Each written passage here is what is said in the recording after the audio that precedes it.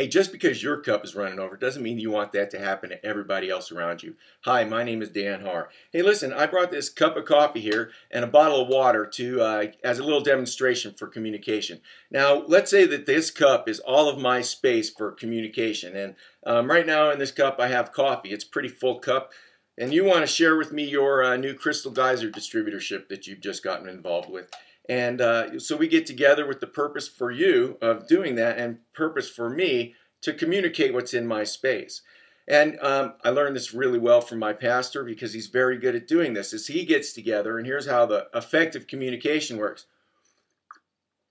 I communicate, and you know what? He asked me more questions about what's going on in here. Some brand new Crystal Geyser distributors go and pour water in my coffee before I've even had a chance to finish drinking it.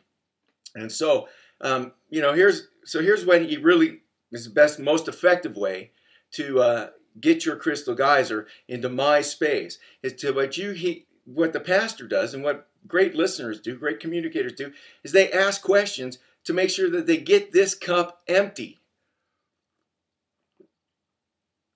Now, even though it looks like there's space for me to get some Crystal Geyser in here, I'm sorry, there's not. And maybe you got to let the people drink so much that they're choking on their own communication.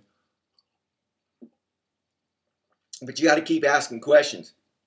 Even though it looks like my cup's empty, there's still more in there. You've got to ask all the questions to get this cup empty so that when you have this great water, which right now I need because I should use decaf in this demonstration, I can consume the water. Right? There's space in my cup to hear what it is that you've got to say. And I want you to notice that there's way more water in this cup, in this bottle, than I can fit in this cup or that I could drink at this time.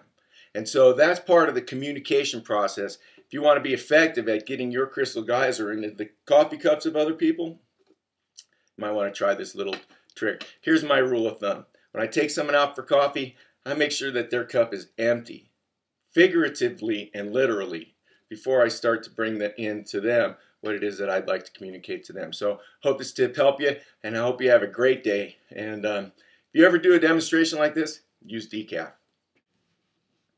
Hi, I just brought my video to my #1 fan, Allison, to get approval before I put it online, and she said something great when it was done. She said, I actually understood that, and I thought that was funny. Hey, tell them what you understood.